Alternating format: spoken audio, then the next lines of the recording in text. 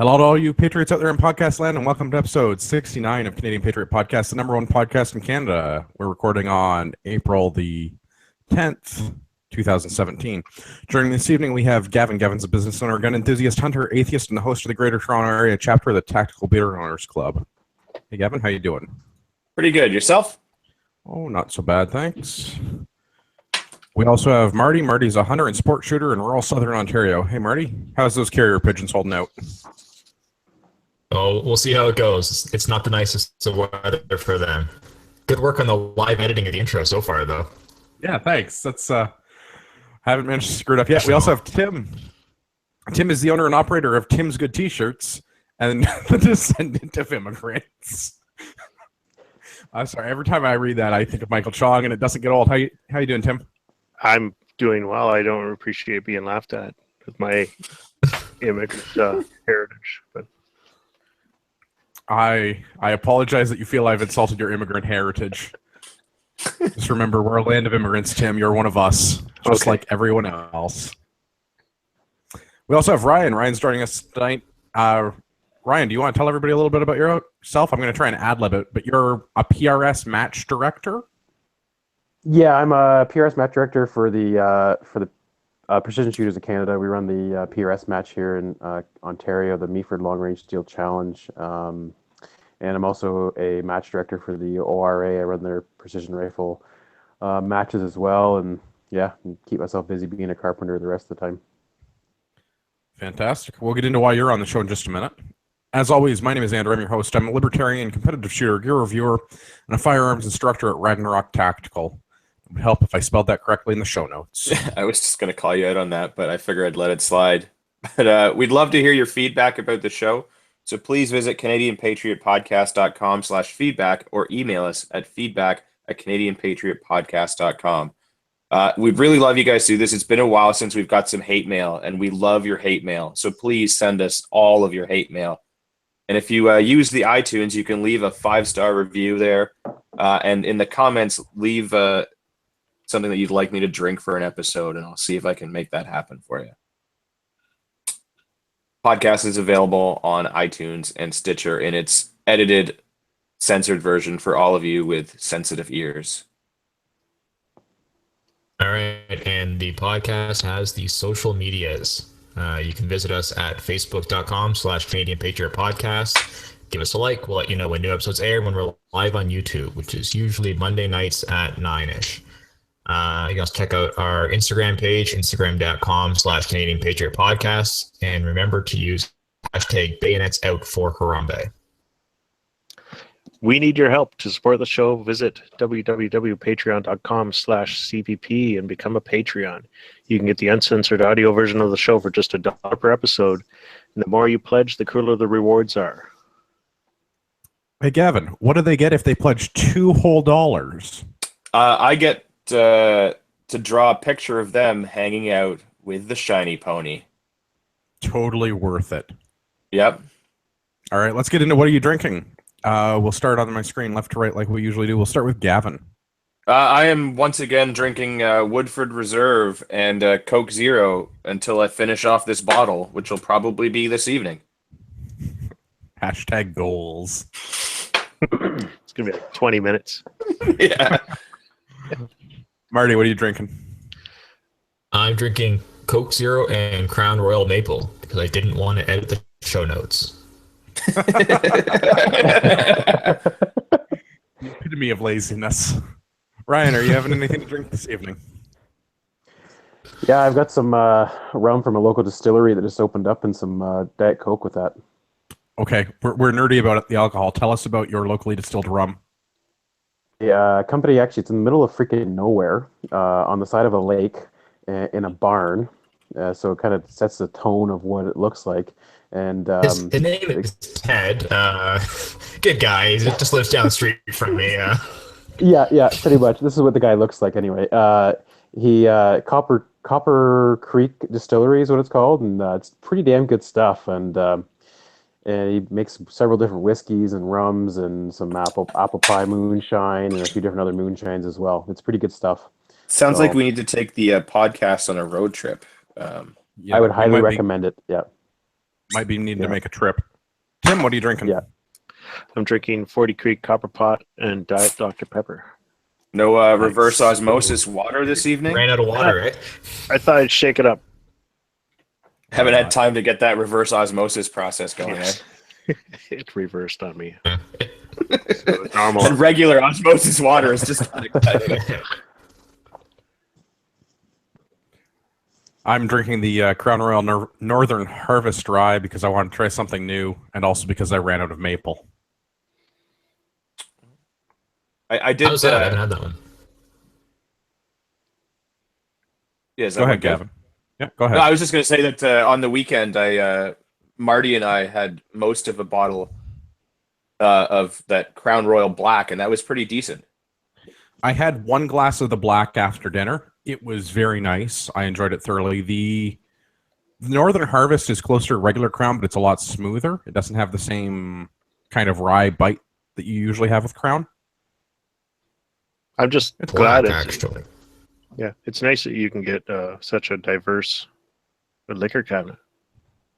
Yeah, I'm going to have to build a new liquor cabinet. My current liquor shelf is bowed in the middle. My wife Start told me I'm not allowed drinking to put any... Can confirm.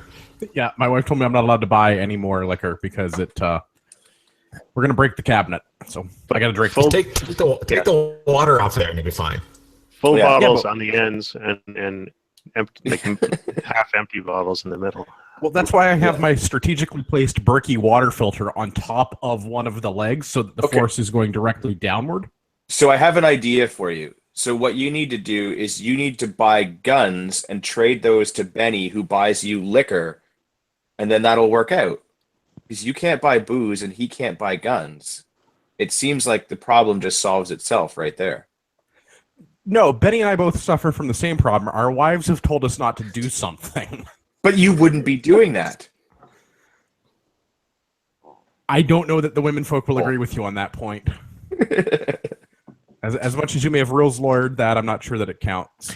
Yeah, Well- that's that firearms, that Canadian firearms ownership. You get that whole, you study the rules and find ways to get around them thing. That's what Gavin is going on. That's his agency. Yeah. We also have a carbine operator course coming up at Guelph Rod and Gun Club on April 22nd. The cost is $176.99, plus your mandatory government theft. This is through RagnarokTactical.ca. All the details are in the show notes. All right, let's get into the main topic for this evening. The first thing we're going to talk about is why Ryan is on the show.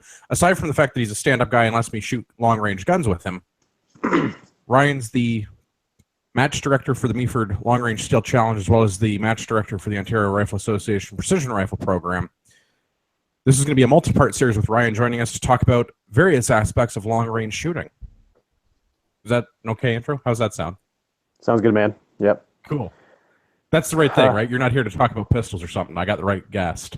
Yeah, no, not much into pistols, man. I like pistols every now and then, but I like the long range stuff a little more. So, All right. Do you want to tell us a little bit about your history with the long range, how you got into it, and why you possibly decided Yes. to be a match director? Because as a fellow match director, you're a crazy person. Yes, I agree, man. It's a lot more work than people realize. I got into long range shooting about 5 years ago, and I started competing. Well, I should say about 6 years ago. I started competing about 5 years ago now. I got into the ORA precision rifle matches and shot in Borden, and then I've shot over in Ottawa with that as well at the NSCCs and for their nationals. And then I started. I went over to a PRS style match in Michigan about 3 years ago, and caught the bug for shooting PRS style matches, which is more positional shooting at steel and at multiple distances in the same course of fire. So you could be shooting anywhere from 300 to 1,100 yards in one set. So you got to be moving your turrets up and down, and it's a lot of fun. I shoot for several different companies. I'm on the Vortex team for Team Canada here, and I'll shoot for MDT, Bullseye Sports London, Benchmark Barrels, Bighorn Sales, Chew Brother Precision, 693 Precision, Trigger Tech, Nanook Cases, JR Targets, and Ultimatum Actions as well. they help me out quite a bit to keep me shooting with excellent equipment and winning matches and stuff like that. So yeah, that's kind of background of myself and what I do. Right on. Do you want to tell us a little bit about what PRS is? I know you mentioned it's positional, and I know you mentioned that it involves a lot of knowing your turrets to dial for different distances. But what's a typical PRS match look like?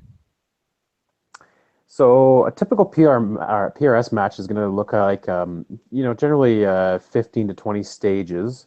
So on a stage, you're going to be shooting in positions anywhere from prone to standing. They do a lot of barricade work. Could be shooting off a barricade, and a barricade could be anything from a set of tires, a couple rocks, off a culvert, or an actual like wood barricade that we've built to shoot off of. From these positions, you'll be shooting at steel for the most part, and generally steel is set from, like I said, anywhere from 300 out to 1,400 yards. And in that course of fire, so you'll have, for example, 8 targets. You got to put 1 round on each one of those 8 targets within a certain amount of time, and each hit you get 1 point. So basically, it's long range IPSC style shooting. So action shooting for long range is a good way to put it. Nice, I like that. What's your round count usually look like at one of those matches? 20 stages does not sound like a short match. Yeah, generally a round count you're looking at between 160 and 200 rounds for a 2-day match. Okay, so you're doing like 10 stages one day and then 10 stages the following day. It's kind of broken up over the weekend. Yeah, generally they're 2-day for the major PRS matches. They're a 2-day match, and yeah, they're 2 days. Generally, they run it as a 3-day, with the Friday being a sight-in day or training day. Sometimes as well, they dub it that as well. For people that are out of town traveling in, that's how we run our match. We run a sight-in day on the Friday, and then we run the rest of the match the Saturday and the Sunday.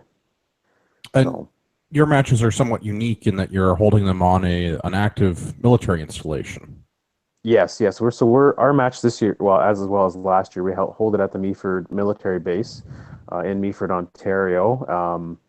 Great facility, awesome training facility that they have here for the military, and they've allowed us to have access to it to run our matches. Now it was quite the process to get access to it. We actually had to create a whole non-for-profit company and go through all kinds of insurance and everything else. It was quite the process to get it going last year, and now that it's going, it's running well.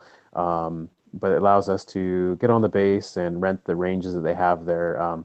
And we can rent ranges that are anywhere from like a standard F-class range. We also have like a tank range essentially that we can shoot out to around 1,600 yards. And then this year we're going to be running our match on the urban assault range, which is a range that we can shoot out to about 900 meters or yards on that as well. So the nice thing about that range is it has lots of buildings and things on it as well that we can set targets around, and we're hoping we actually will be able to shoot off of the buildings as well to out into the field as well. So it should be interesting. That sounds like a lot of fun. So you said Yeah. you've done this once last year. You're going to be doing it again this year. Is this Yes. sort of the beginnings of PRS in Canada? Is there anybody else doing this in Canada, or is it just your association? So my association is the Precision Shooters of Canada, and yeah, we have ran the first PRS match here in Canada. Actually, it was the first international match as well for the PRS, which is based of the U.S. And there's nobody else that has an actual official PRS match in Canada right now, points race match. So we're the only game in town for Canada. This year, we're actually sponsored by PGW as a title sponsor for our match. So they stepped up really big time for us and came out for our title sponsorship for that. Last year, we were title sponsor was Insight Arms. Plus a pile of other companies that really stepped up. We had about a $45,000 prize table last year. We're expecting to exceed that this year as well.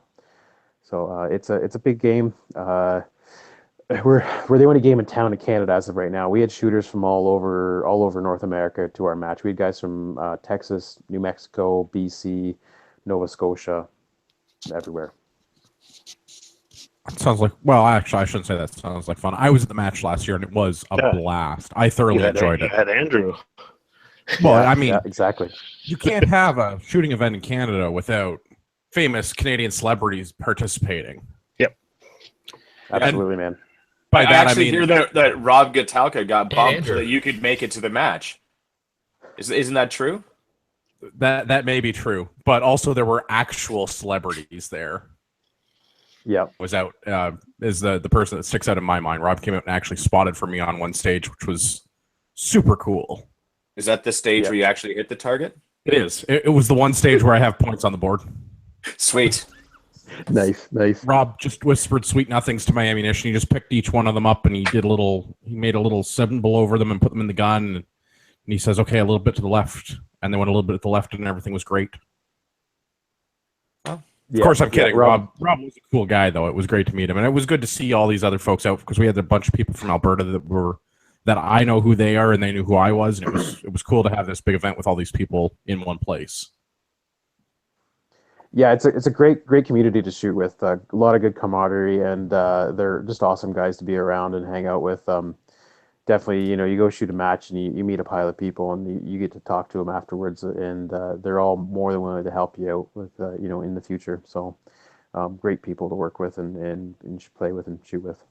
Yeah, that was, again, something else with your PRS match at Meaford, and I think a lot of it had to do with the facility that you're using, but it was really nice from my perspective to stay in quarters with other shooters. Mm-hmm. It's like I showed up Friday at mid-afternoon, and I talked about guns for like 3 straight days and nothing else. Yeah, exactly. Like we went to dinner and we talked about guns. We went back to the barracks and we did math and worked on our little range card books and talked about guns, and everybody compared ballistics and argued about 6.5 versus 6mm. I know all the match staff you guys wrote until the wee hours of the morning, moving things around and getting things reset for the match, but all the shooters were hanging out and arguing about the virtues of which powder to use. Yes, exactly. Yeah, I didn't sleep. I didn't sleep for one day, and then I couldn't walk for about a week afterwards. So there wasn't a whole lot of sleep that whole weekend. Being the first roll around for us, it was a good learning curve for sure. Definitely, we learned a lot of stuff last year, and we're putting a lot of that into play this year with our with how we're going to be setting up. We got an extra day of setup for one thing. We're running our sight-in day on a completely different range, so that we can keep on setting up on our steel range, and it's a lot of good things that way. It's going to run a lot smoother, and with a lot more competitors that have shot the match before, they realize how the flow goes. It's kind of like you get a new guys out to your CQB matches. It takes them a little bit to catch on to the pace of how things are running, right? So Nah, you just yell at them until they get it. It's fine. Well, yeah, exactly. Yeah, you threaten them, you get 0 on a stage, and they tend to pick up the pace a bit. So, So for those that aren't Yeah, for familiar sure. with PRS, can you give an example of what what a stage would be like? Like movement between between different barricades and that, or just how you're engaging targets, what distances the targets are going to be at, are they defined distances, things like that? So distance are generally random for where the steel is set. So you could have so we'll say, for example, a tank trap. If you know what a tank trap is, it's a set of basically usually 4x4s that are set into a triangle type of shape. So on a tank, we had 3 tank traps set up, and you had to shoot from each tank trap at a single target that was I think it was at 750 yards, and you had 90 seconds to do this. So when you come up to your shooting line, the RO would say to you, "Shooter ready." You say ready, and they start the time. You go up, you go to your first position, you engage that target. I believe it was 2 shots for each spot on the tank traps. Then you move over to the next tank trap, and you do the same thing. And then with the third tank trap, you do the same thing. The differences between the tank traps is they're different heights and that type of thing. So you had to build a different position each time. The big challenge with the PRS style shooting is building a solid position that you can get a good shot off on your steel, and making sure that you have solid dope for your gun so that you can get those hits on the steel as well. And then also your wind reading becomes as always a huge thing for long range shooting. Generally, most stages you're going to be shooting anywhere from 3 to 6 targets, or 3 to 8 targets type of thing, and usually you'll be engaging them 1 or 2 times on each time. We had one fun stage. It's the boat stage, and it's a platform suspended off 4 chains, and you're laying down on the boat, and you have to engage. What we had was killer beavers out in the field, steel beavers, and you had to engage those at several different distances while the boat was swinging back and forth from the recoil of your gun. So it's things like that. Nice. It's a lot of fun. Now, are the Yeah. distances known when you Yeah, you they're do known this? distances. Okay, Yeah, so they're that known. helps. They're known. Yeah. So Yeah, the shooters know that like there's a beaver at 500, a beaver at 700, and a beaver at 50 or something like that. Yeah, exactly. So So yeah, we'll give it. Yeah, they give out the match booklet the day before with all those known distances, and then the guys can go in and do their come ups and everything beforehand, or they can do it right before they shoot as well, whatever they like to do. okay, yeah. So yeah, if you have a good dope card, that helps. Yeah, exactly. When you're shooting this style of a thing, you got to have a dope. Got to know your dope really well, and then what you do is you just write down your dope for each stage, and you run it. You got to be quick, Yeah. and you got to be fast on the bolt, and it's always good to have it. You got to have a 10 round mag on your guns generally. I run a 14 round and a 10 round, just for some of the longer stages we'll occasionally get into. Yeah, that's it's like I said, you can run anything from like say a rooftop to a prone stage to we'll do loophole stages where you got to shoot through holes that are further like within 10 or 15 feet of you to hit a target on the other side of that and not hit the wall. So things like that, they're a lot of fun. It's a Now, good is there challenge. any It's a lot better scoring than advantage for time? no, there's nothing contributed to the time. Basically, it's all hits on steel, so there's no time factors to anything. So as long as you complete it within the designated stage time, that's Yeah. the Now you also, limitation.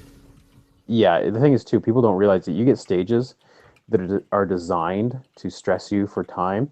They're not designed to be able to get all your hits on that stage.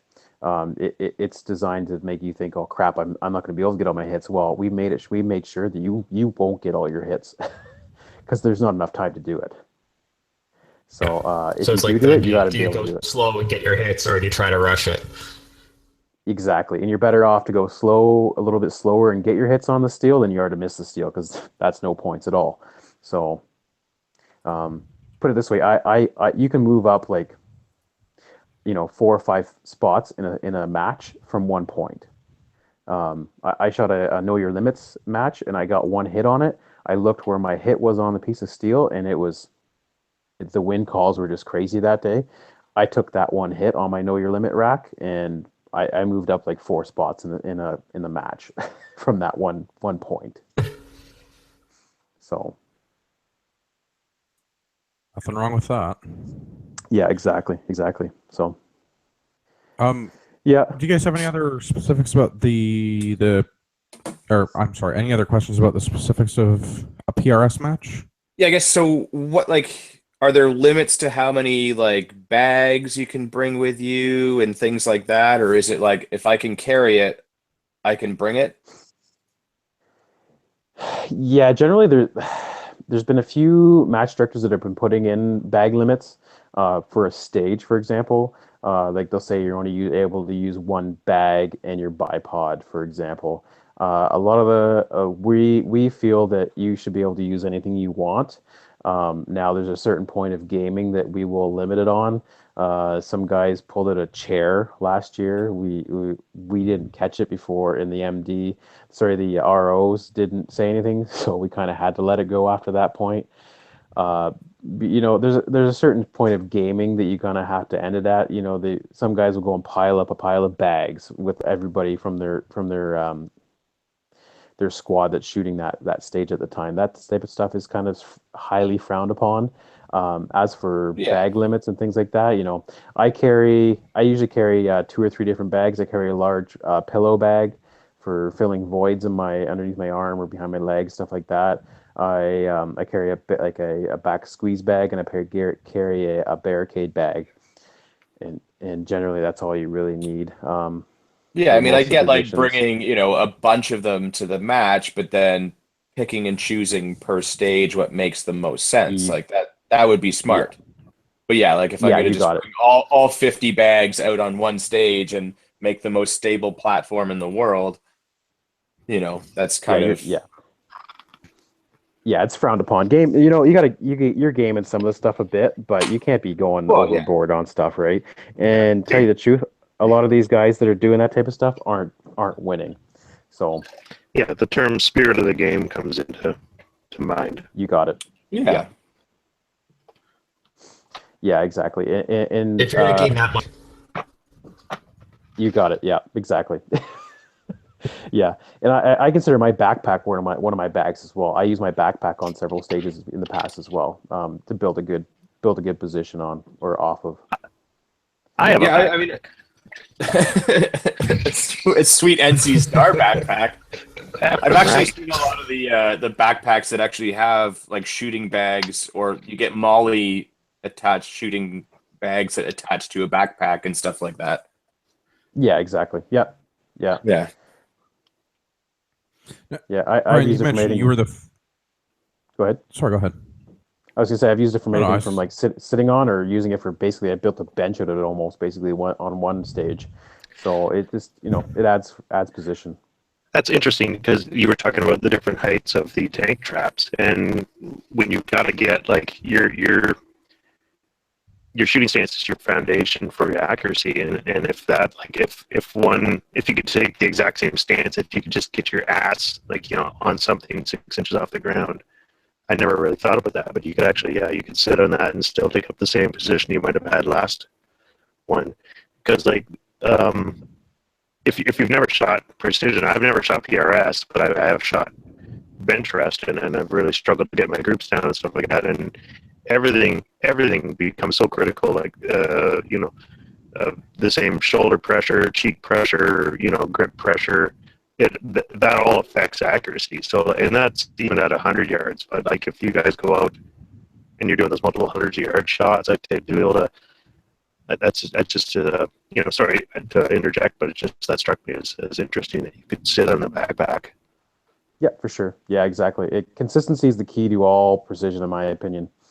If you can be consistent between shot to shot, it makes it just adds up to accuracy. So so that's what I'm finding interesting about this whole thing. It's like, from my, limited precision experience. I mean, like I've done the ORA precision course and things like that. It's very much like you shoot from the exact same position every time, letting that bipod track the exact same way every single time. And, your bipod tracks, and when at the end of the shot, you're still dead on target and things like that. And I'm thinking of trying to apply that type of stuff to what you're talking about, of, using these awkward shooting platforms and like trying to, cobble together stability in any way you can, and trying to marry these two ideologies. And it seems like that's a very difficult thing. Like that's to try and get a repeatable shot and try to get a reliable platform with what you're talking about. That's got to be a huge challenge. Oh yeah, it is, and it's a lot of fun. Like we were out shooting on the weekend, and the guys were shooting a bit of doing a bit of prone shooting. I didn't even feel like laying down to shoot any prone shooting. I'm kind of bored of prone shooting now, after shooting off a barricade. So when you're shooting off a barricade, the other big thing is to be able to manage your recoil and to be able to spot your hits and spot your misses more so than your hits. You got a spotter behind you telling you if you hit the steel or not. If you hit the steel, if you haven't hit the steel, they don't tell you anything. So you got to be able to tell where your bullet went, so you can adjust for that windage or elevation correction and put your next round on the steel. That's a big factor, is recoil management and having a good break on your gun. So.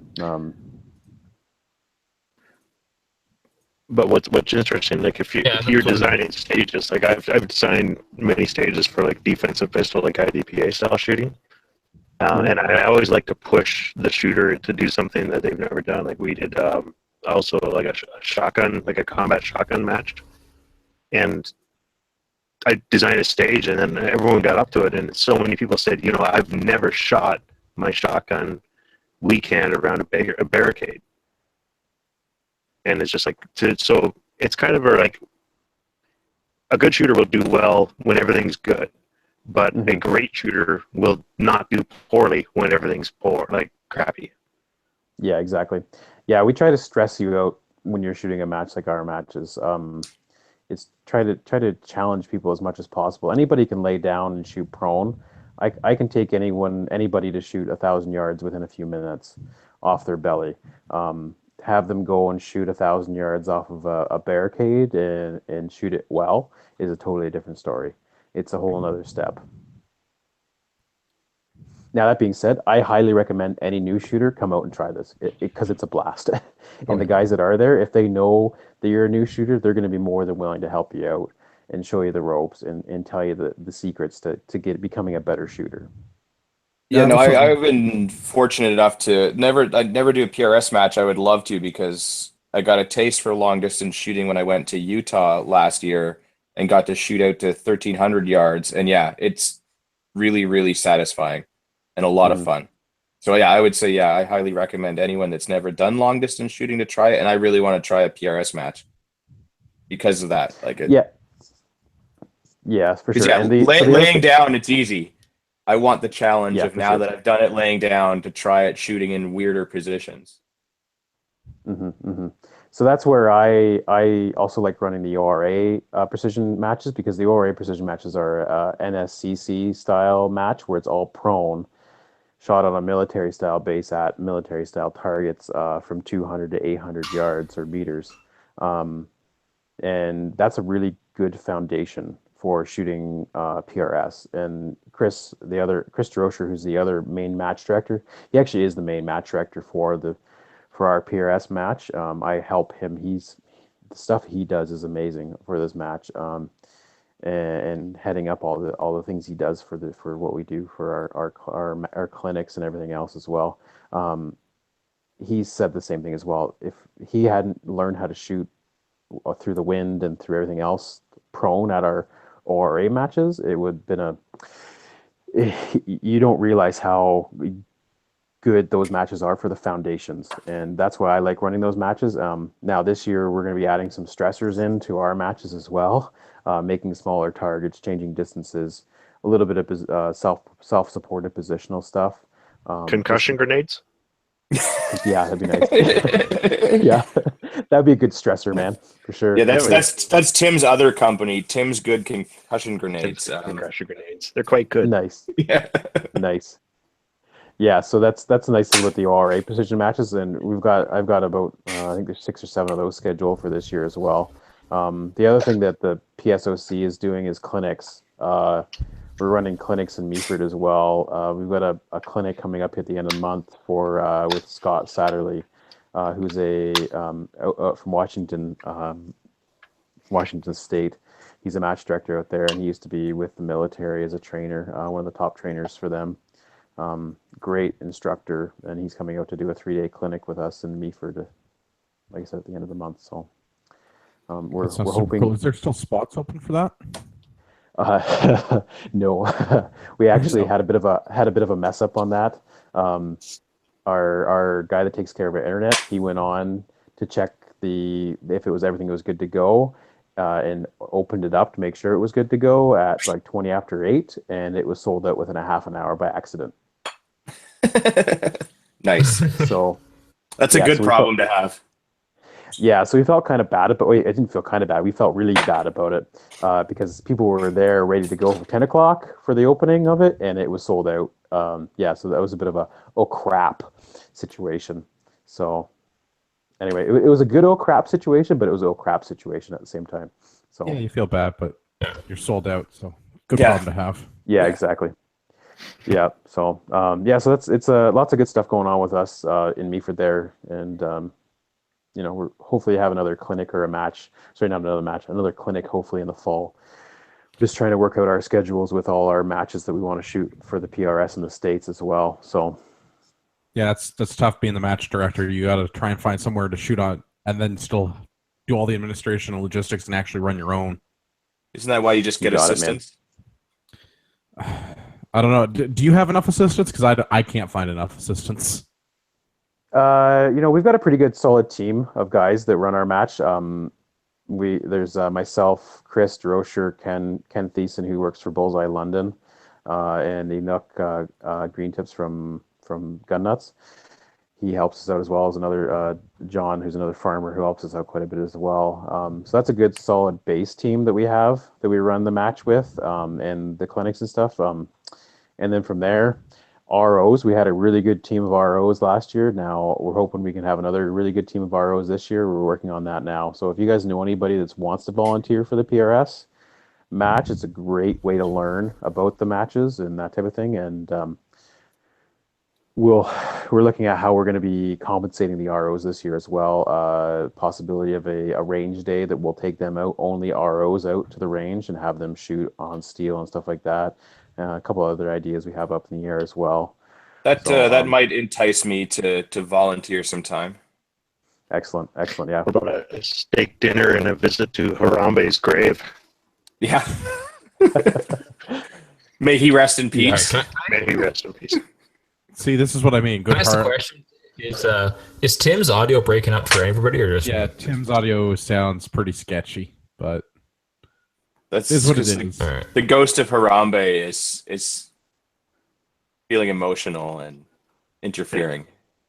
I'll check on that. I'll be back. What would you say is a common caliber that people, I guess, shoot with, just out of curiosity? So there's two different divisions in the PRS in the actual series, and that's the tactical and the open. So open is anything you want up to a 30 caliber round in lower, or and then the tactical division is 223 and 308 only. So in the open division, the majority of the guys are going to be running a 6mm or a 6.5mm. And that's anything from a 243 to a 6x47, 6 Creed, 6XC, 6 Dasher, lots of those. For 6.5 stuff, you're looking at 6.5 Creed, 6.547s, 260s. There's some. What else is there in there for 6.5? That's most of the 6.5 stuff. What's that? Sorry. Yeah. the Ackley's? Yeah, a couple of the Ackleys. I run a 260 Ackley myself for Ontario, like for the PR or APR stuff, and I've switched over to a 6.5 Creed more for my PRS gun.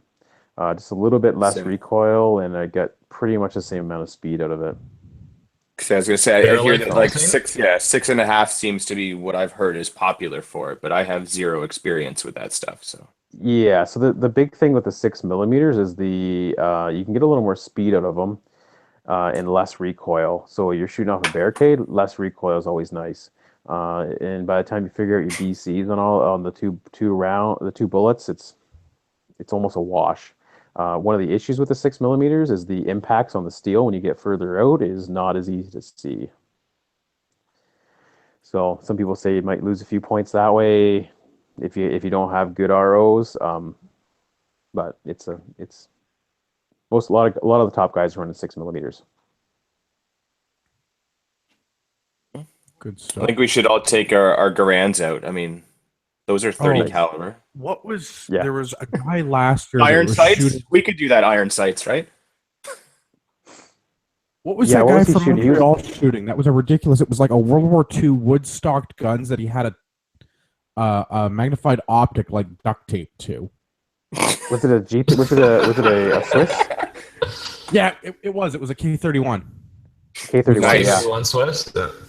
Yeah, Yeah. and actually, Nate Dinger, who's from Callsign 66, he gave the guy a Citron 10 power from Hirsch Precision that he donated. So Nate picked that up off the table and walked over and gave it to him. Said, "This is a great start to your new build for next year." Yeah, So- I shot with that Yeah. fella that had the Swiss, and he knew what he was doing with it. Hey, if you duct tape that on good, I mean, that's as solid as any other scope mount, right? Like, Nice. You got to use the high-speed duct tape. that's though. the hard tape. Yeah. Yeah, for Definitely. sure. Yeah. Go ahead. I was just gonna say You can So, basically. do we want to get into optics today, or is that another day? So follow-up episodes for this. I want to do a whole episode on gear, just on how to spend, Yeah, that's $10,000 what I on was gear. asking. All right. Yep. So Yeah, yeah, for sure, the man. $10,000 question, that'll be optics for another day. Yeah. And that's Yeah, on the yeah. low end of optics, yeah. I hear Kales is popular.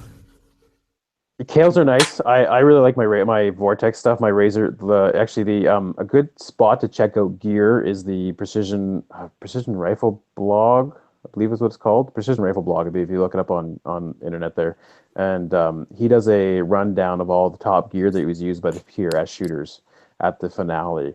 And he goes back. He does a very good job of how he lays it all out for the last 3 or 4 years of each product and how they changed over the years. Vortex has been on the top for the last couple of years. Calls is up there now too. Schmitz are always good. That type of stuff. If I wasn't running a Vortex, I'd be running a Calls. So Yeah, I would say that the vast majority of the panel, I think, is a Vortex fan because for the money, it's hard to beat. absolutely, yeah. I will say Yeah, I no, do have a they're- Citron on my precision though. Ooh. Yes, because you're Yeah. special and you also work in a different system of measure than the rest of us. Yeah, yes. So Does Gavin I- wear Mills as well? Yeah, that's the greatest Canadian measure. My rifle speaks Canadian what? just like I do. I mean, base Yeah, 10, bro. I run base MOA. 10. Yeah, I run MOA because I being a There we go. carpenter, I split everything into fours. So I mean, I know fours there is like a finer level of adjustment on MOA, but like, I mean, when you're dealing with meters, ranging and everything with mills and all that is easier. Yeah. And I base run I run a 32 power Timmy scope, and the unit of measurement is called a cigarette flick. It's a butt flick. So like it's weird because like there's like 1.3 butt flicks in a meter. If it's a Demorier. Nice. Now, do you find a difference when you go to the native cigarettes? The filters are lighter. Okay, we're So- just There's more We're, dog hair in them. There's more dog hair in them as well.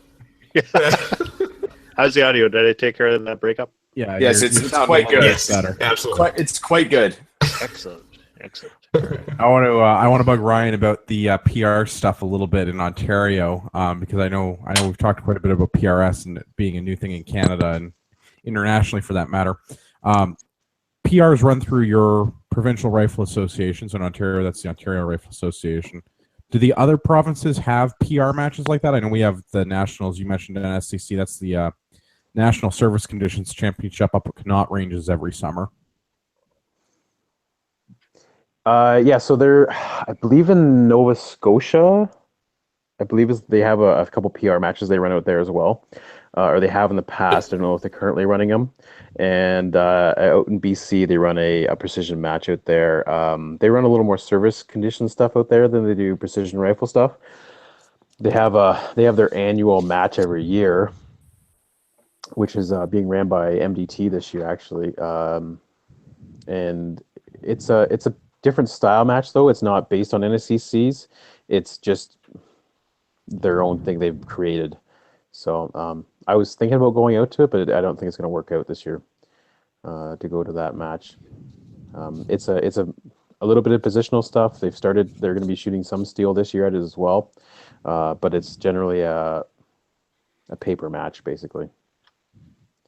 It's a tactical F class is what I would refer to it as. Tactical F class. I like it. Yeah, or dynamic F class. Did we see what ORA PR was? The ORA, so the Ontario Rifle Association precision rifle is precision rifle is what it's referred to as. Yeah, and like I said, it's shot from. Unfortunately we're limited at Borden right now because we don't have access to the 1,000-yard range.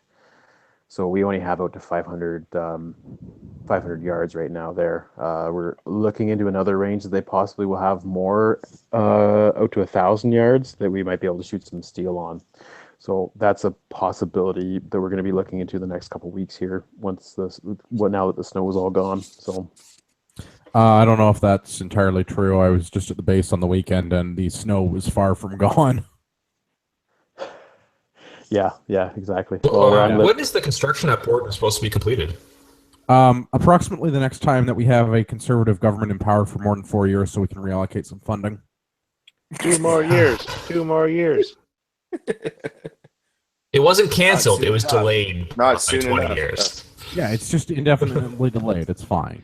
You know what we need? We need Yeah, some exactly. sunny ways.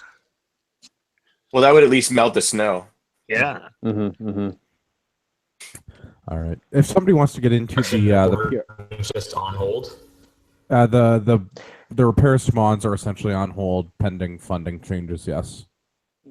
Oh, really? They My spent- understanding they- this was supposed to be the Mons range was supposed to be up and running by next year. Is what last thing I was told. So I would double check that. I heard all the Oh, yeah? funding Nice. got tied up in organizing Easter egg hunts at all the bases. nice. There's a Yeah, bit of a this- story behind that one, but we'll talk about that after. So can just say- one other thing for. Go ahead. All I can say is this. Canadians deserve better than that.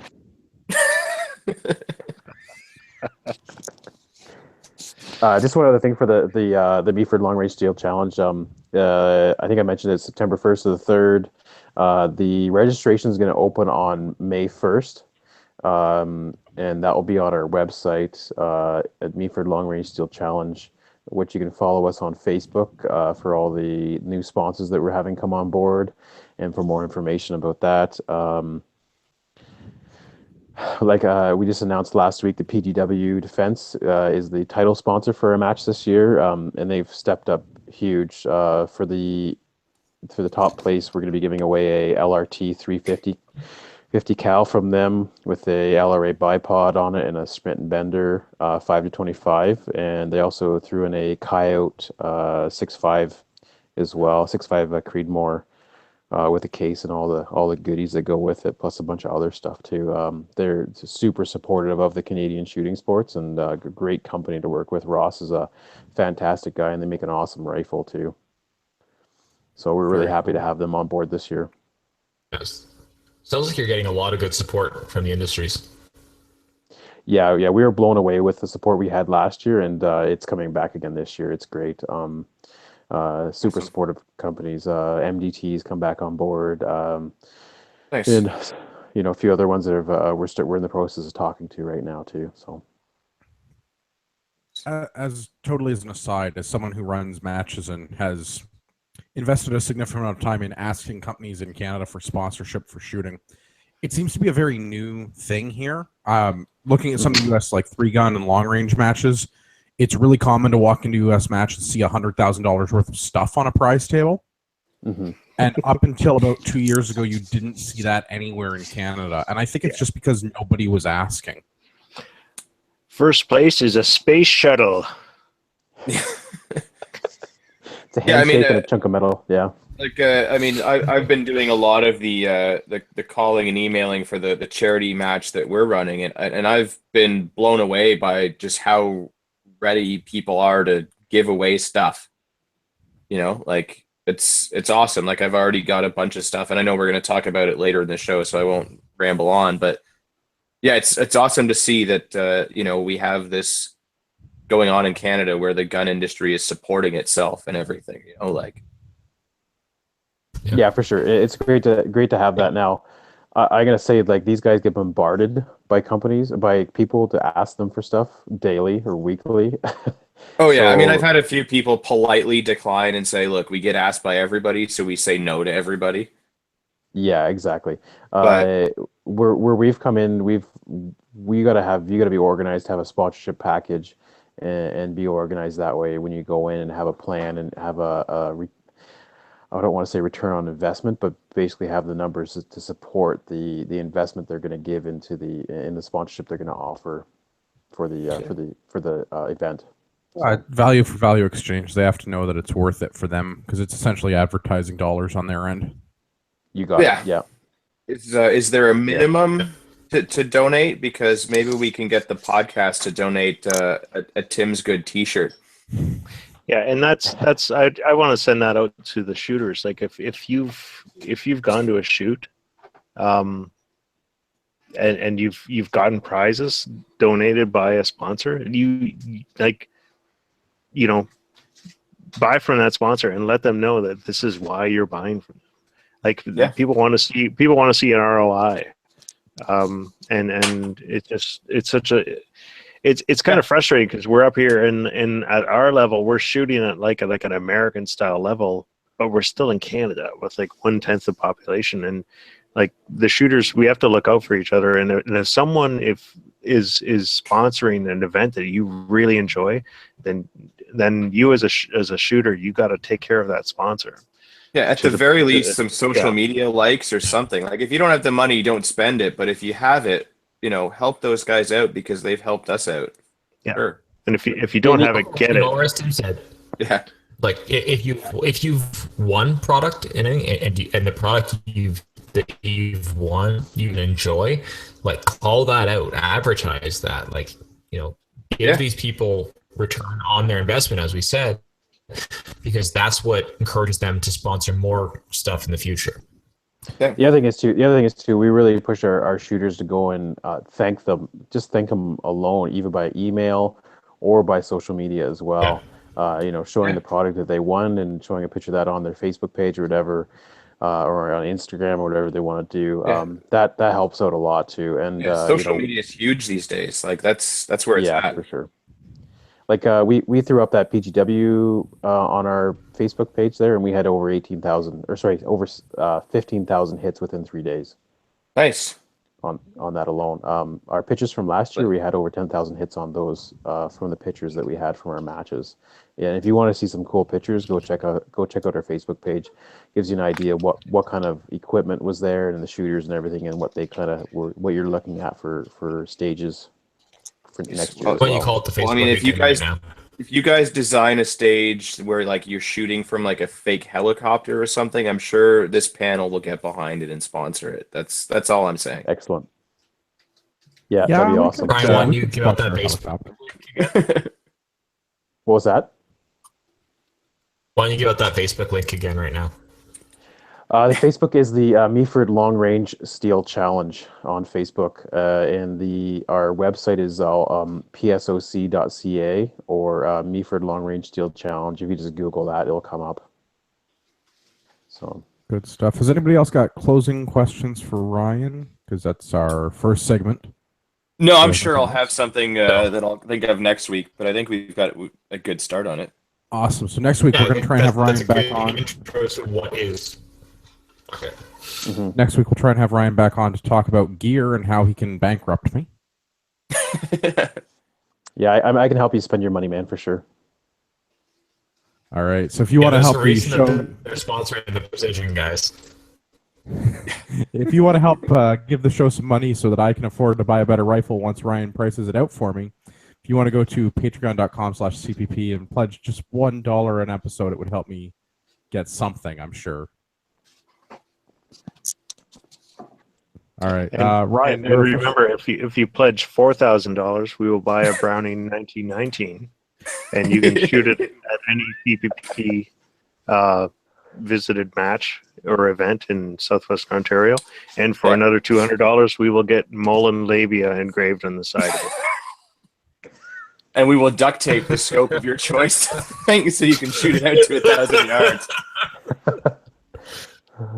All right, Ryan's officially a panelist at this point. We're going to get into the use of force course that Gavin and Marty took with Titan Tactical on the weekend.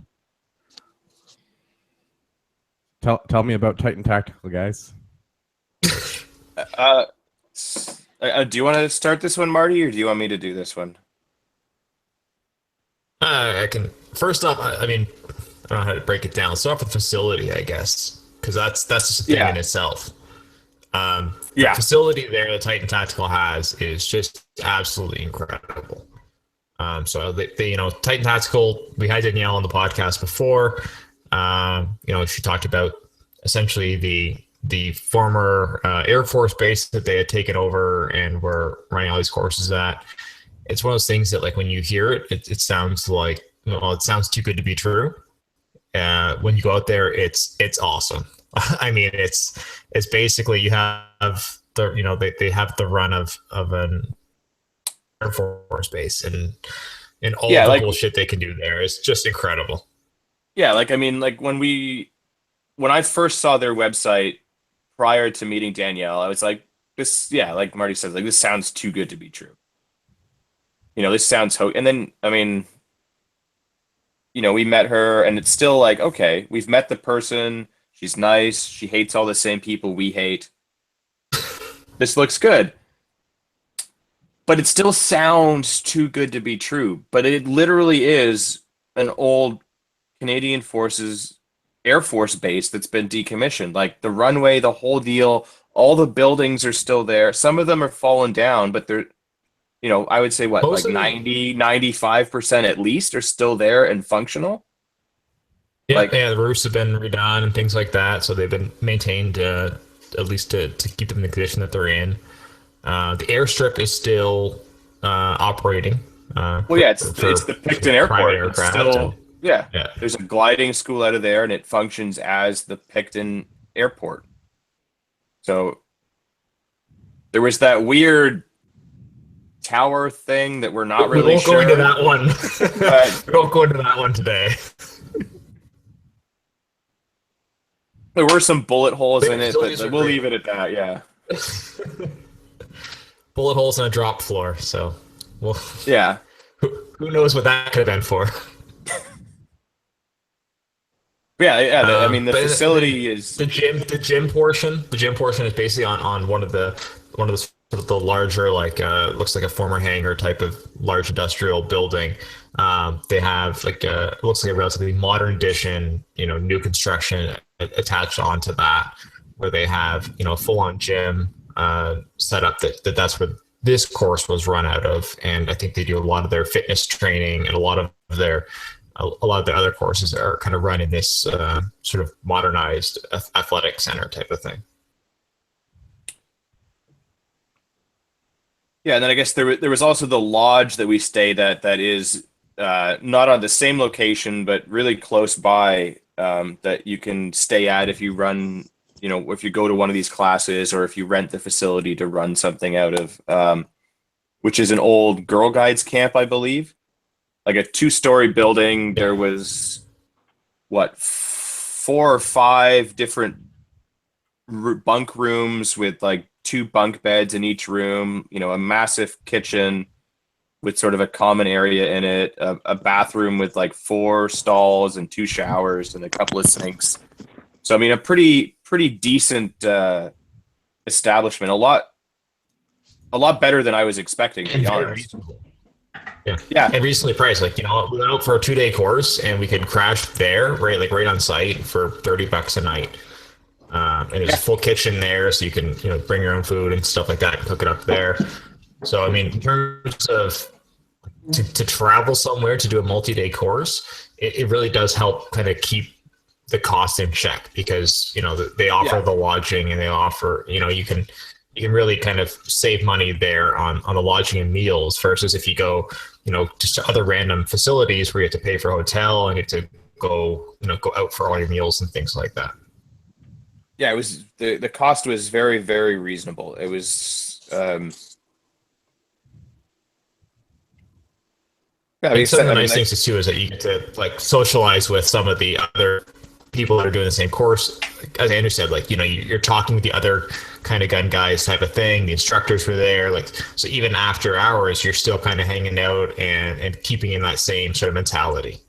Well, yeah, that was the nice thing. So we showed up Friday night, which is the day before it started. We got to talk to Danielle for a little bit. Then the instructor showed up, and then there was another student there that was from Montreal. And Marty and I and them, we all got to talk. We had a couple of drinks and most of the bottle of whiskey that we maybe weren't planning to drink that much, but we did anyways.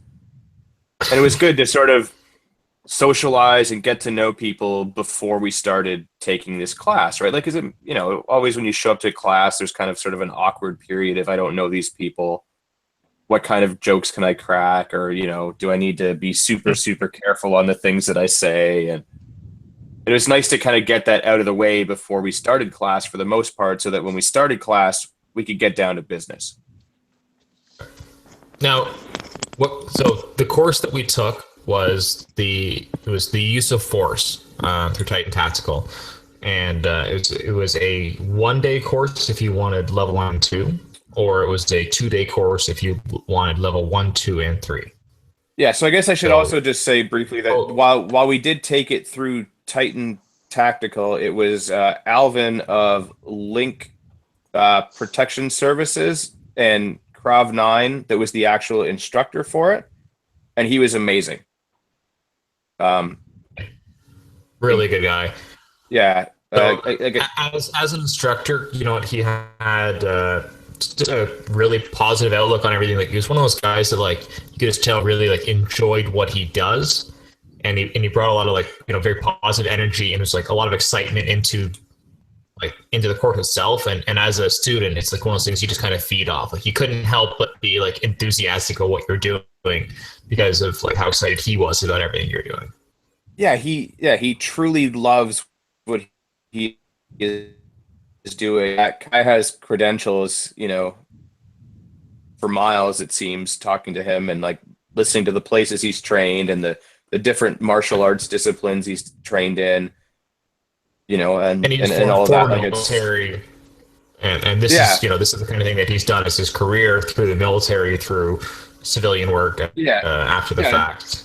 Yeah, and now does, you know, executive protection and the whole deal. So he's certainly the right guy to be teaching this class, you know. And yeah, the fact that he enjoys doing it as well was great. And oddly enough, but awesomely enough, I think it's a great sign, is that there was not a single person on this class that needed to take this class for their job. It was all just regular civilians. Yeah, well, I was surprised by that as well, because I thought we were going to be the only ones that were there as weirdos. As weirdos. They didn't need this for a job. I wouldn't say non-civilians, because, you know, police, security, things like that actually do need to take this course as part of their career. I mean, they're still civilians, but I mean, we were the only ones that I thought we would be the only ones that wouldn't need it as a requirement for their career. Yeah. Well, I guess, you know, we're not normies, but but that was good. And so, do you want to go through some of the course content? Yeah. No, I think that's probably a good idea. I'd like to give people an idea of what the actual class was. I mean, I was telling you to do that. Oh, you want me to do that? Sorry, I think it might have cut it. So I guess my bad. This bottle of Woodford Reserve is going down too well. So I guess the content was, they covered a little bit on like the legality of use of force and the things that you need to kind of go through with that, and then handcuffing, passive to, you know, somewhat resistive to, you know, full on resistance, and then the sort of takedowns that you would use that were mostly Krav Maga based, but with a little bit of influence from some other stuff, because Alvin has a wide martial arts background, so he's able to incorporate some other stuff that maybe in that particular instance works better. Also some guards against that if you get in that situation, you know, in a guy that you're trying to apprehend under citizen's arrest, because that's the power that everything comes from for us. You know, if they try to get the upper hand or sort of sneak up on you, you can kind of reverse it or take control of this situation. And then even a little bit of baton work, or as we like to call it, base stickman work. Yeah, it was, you know, it was very much, you know, the ability to you know, it was very much the ability to force another individual to comply to your demands, you know, using as sort of as little force as possible, and without injuring them, you know, and keeping at the same level as they escalate things, you know, applying more and more force, but still maintaining their compliance. So that was, you know, it was a good. Well, that, I mean, it also kind of like, I mean, unfortunately, now that we have the certificate, we don't have the authority to just beat the shit out of people. But, if we're ever in a situation where we needed to use force and or continue to escalate a situation, I feel it has given us the tools to articulate the steps necessary, right? Like it, they did this, I did all of these things, and they still did not comply. So I then needed to proceed from like low level to mid level to high level because I felt threatened. I felt my life was in danger, and so on. It's, you don't have a blanket, get out of jail free card. You have the steps I would to say know. more than anything, it gives you the skills to be able to escalate that use of force, as well as the verbiage to articulate after the fact why you needed to go to that level of force. Yeah, but, to protect yourself in the courts after the fact. Say, I tried using this lower level. They were non-compliant. They were aggressive back. I wasn't able to, needed to be done at that level of force, and so I needed to go to this technique, which was the one level above kind of thing.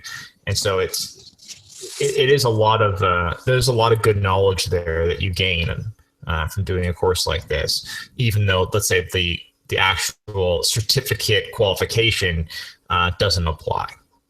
Yeah, although luckily it is a federal certificate, so if Marty and I want to do private security work anywhere now, we're totally good to do that. We're experts on the matter now, right? Yeah, we're still not licensed as private detective. That's the next step. An online exam. That's the next step. We're gonna become PIs. Yeah. But just like you guys, I know you're like Harambe blessed alpha males anyway. But like it's true. You'll feel more confident. That's the thing.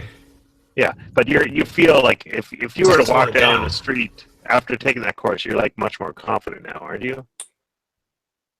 I would say there is definitely a boost in confidence in my abilities. I mean, Andrew and I took the active killer defense through Rick Woods and Fire Art Solutions training, which certainly gave me a bit more of a background in Krav and some other stuff that I was able then to sort of take what little knowledge I got from that, which again was a lot of knowledge because I had zero to start with, but overall what little knowledge I have on this subject and apply it to some of this stuff here.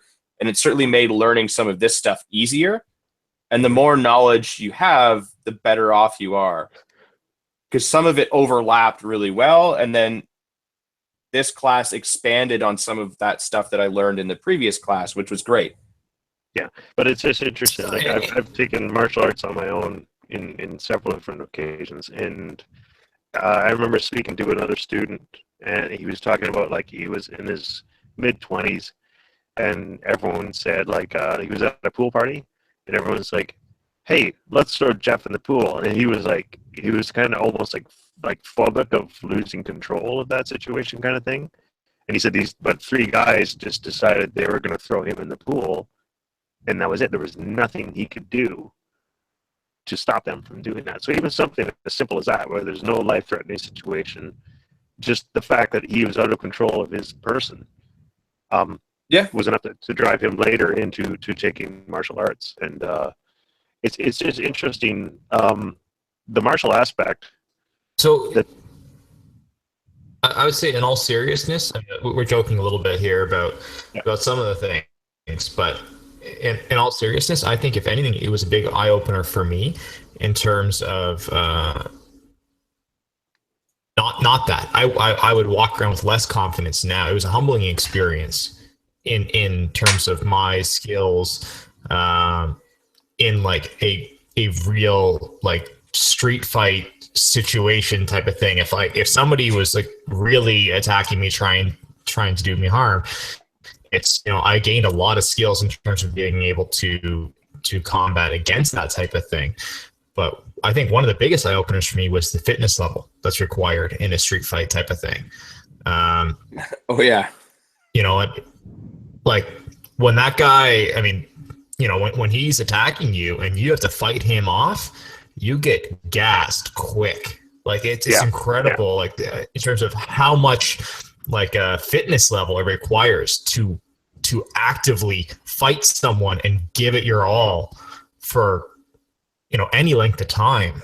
It really gasses you. And I guess I mean, maybe we should sort of, Go guess, go through what we did on the. So, I mean, obviously, Saturday was a I'm interested. fairly light day in terms of physicality. It was a little bit more theory and sort of walking slowly through the motions to learn the components to be able to put it all together on the second day. Yeah.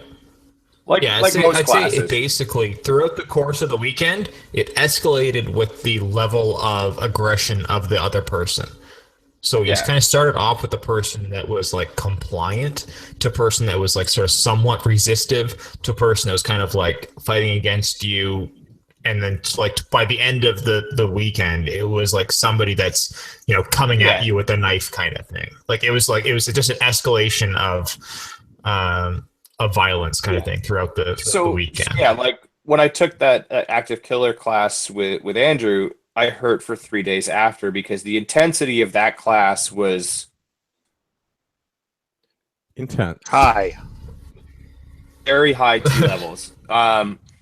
Now, this class certainly ramped up to that. The last sort of gauntlet thing that we ran was very similar, although different things in it. The intensity and how exhausted I was after it, just to give, I guess, Andrew a bit more of an idea of how we felt, was very, very similar to running that gauntlet.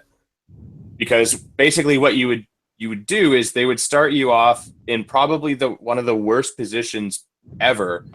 You were flat on the ground on your stomach with you just voted liberal. Yeah, with an assailant on your back. Yes.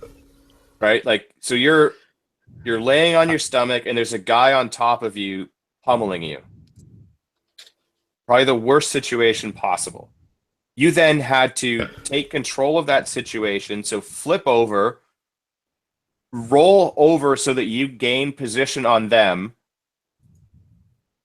subdue them in some manner of punches, kicks, elbows, knees, whatever you could do.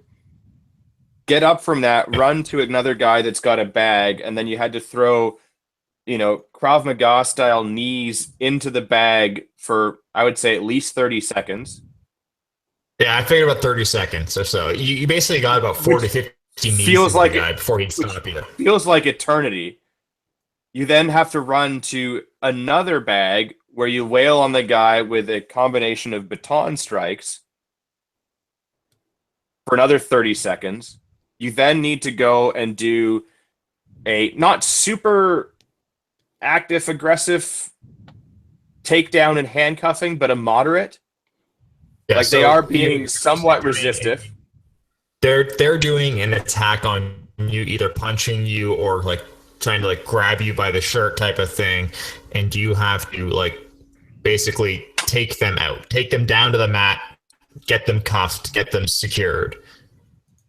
And if you're taking too long at this, the guy that, like the instructor who was the first guy you have, has like the big padded suit on, goes around. And if you're taking too long, he will charge you and come at you while you're handcuffing this guy. Or if you're not paying attention and have good situational awareness, he will do it anyways to teach you to be situationally aware. Or anything up in that process, he'd come out and take you out as well.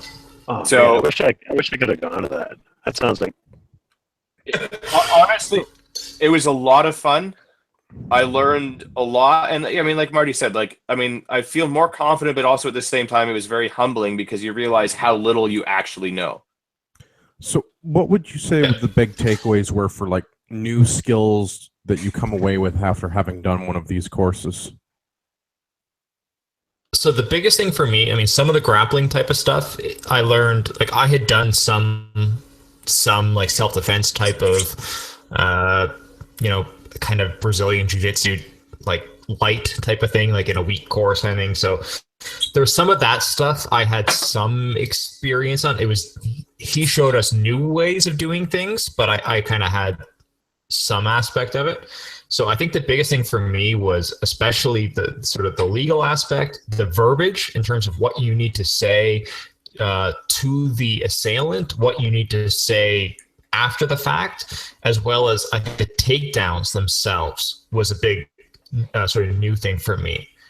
It's sort of the self-defense that I had before was like, okay, now you're in a fight. How do you defend yourself? And, whereas a lot of the stuff that we did, especially on the first day, was like before the fight happened, how do you gain control? And I thought that was the most useful to me. Yeah, I would say that I would agree with pretty much everything you said. Like it was, I mean, one of the biggest reasons I took this because I wanted to have a better understanding of the legal framework. And I think it gave me that, or at least the verbiage to use and the way to go about things.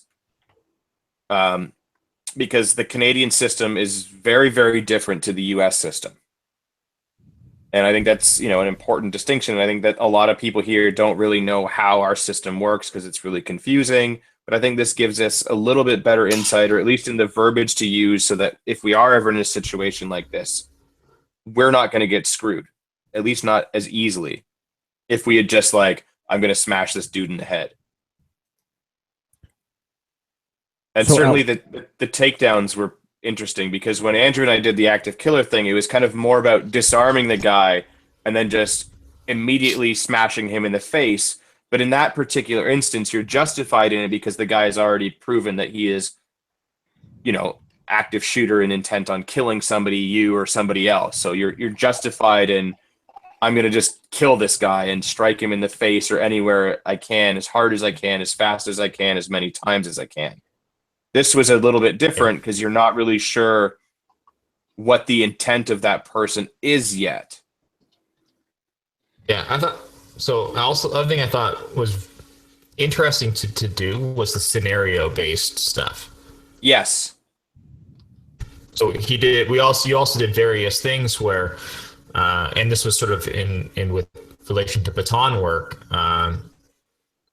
where they would run you through various scenarios, and you had to determine whether or not to deploy your baton, when to deploy your baton, when to become sort of, when to be passive, when to be aggressive kind of thing in the situation. And then they would kind of go through after you kind of run through the scenario, where you did well, where you did wrong, that kind of thing. I thought that was really interesting. And even for the times when you weren't the person that was going through the course, just seeing everybody else go and see everybody else's scenario.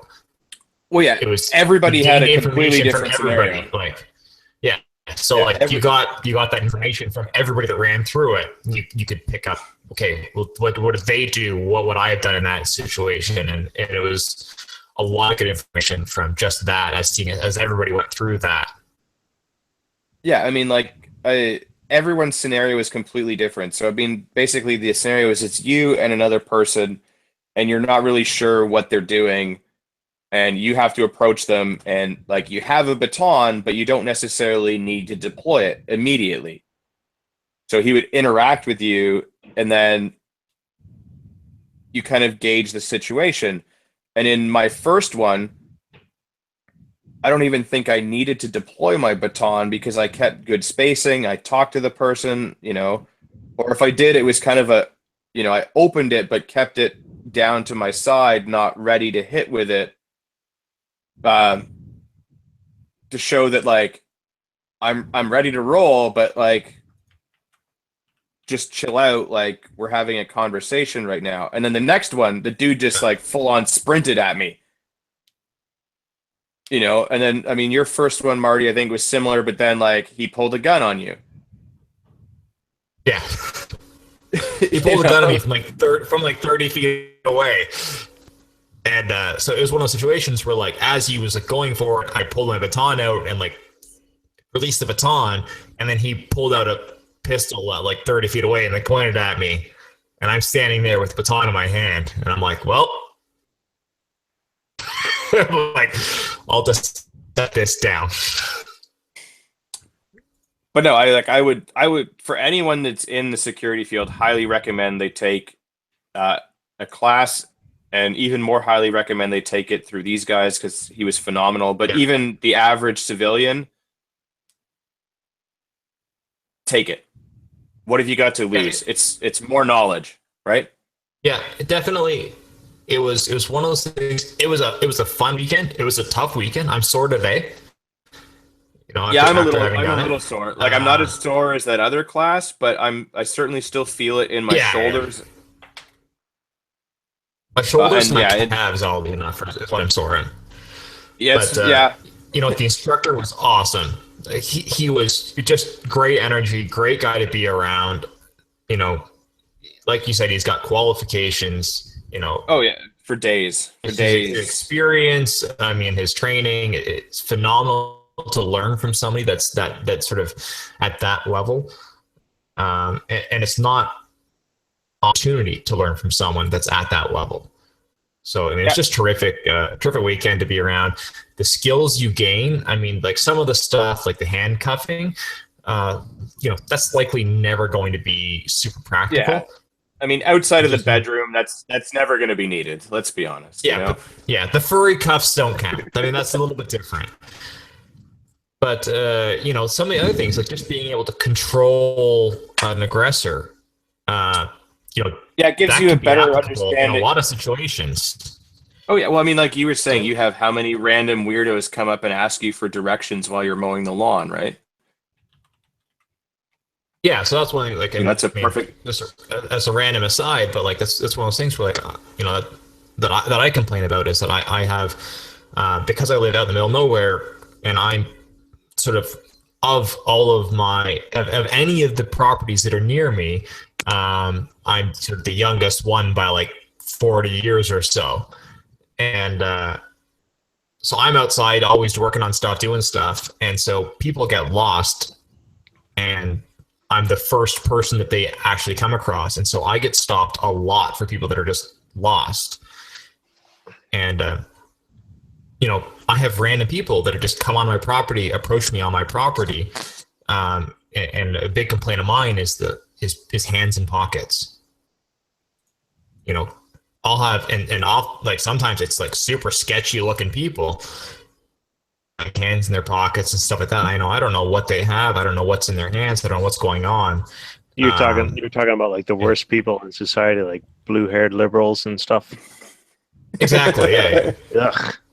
I can't quite tell if they're male or female. They're very androgynous. Yeah, it's one of the 52 genders.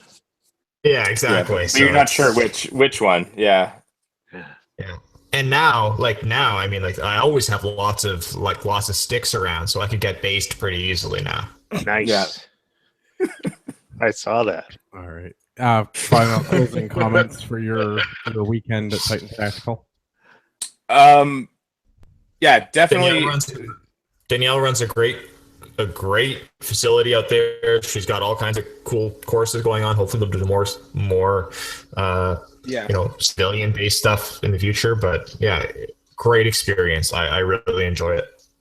I definitely plan on taking more classes with both of these organizations, and hopefully even at some point in the future, you may even see a joint class of some sort between Ragnarok, Titan, and Link Protective Services, doing like a crazy class all together. Ragnarok and Titan Tactical. Well, I think we'll all partner and we'll do it. It'll be good times. I mean, there's definitely some interest there, I think, to run some self-defense classes and stuff like that. So good stuff, guys. I'm glad you had a good time. We have to run it through the HMFIC first, but I think he's on board with that if it'll make him some more shekels. It sounds really interesting to me. I'm really, to be honest, like I feel like I really missed out. I encourage the listeners to go. Yeah, we're gonna run something. Don't worry, Tim. We got you. Yeah, but I encourage the listeners, like if you guys got a couple of close friends or whatever, like go out there, take a course together, get your squad skills up, man. So I think if you follow, like, for anyone that's listening and catching this live, because I know it's short but I believe they just posted April 22nd. They're running the same class, but it's going to be through GC Tactical, which I'm not sure where they're doing it, but find them on Facebook and everything, or Link Protective Services. They're running that same use of force class on the 22nd of April, which is 12 days from now, but they still have spots available. So if you can get in, do it. It's totally worth the money and time. You will love it. It's a great time and a lot of fun. You will hurt a little after, but totally worth it. You know what else happens on the 22nd of April? We're doing a carbine operator course at Guelph Rod and Gun Club. I still have spots left for Ragnarok Tactical Carbine Operator. It costs $176.99 plus tax. Yeah, that's true. I will Why be bother there. with sticks when you can shoot guns? That's true. That's true. I've already done the use of force, so I will be at the carbine class on the 22nd. My lovely girlfriend will be running the class this time so that she can become more operator. Excited about that. I bet. My weekend was not nearly as exciting as your guys. I spent my Saturday at Canadian Forces Base Borden running the CQB Match 1 for the 2017 season.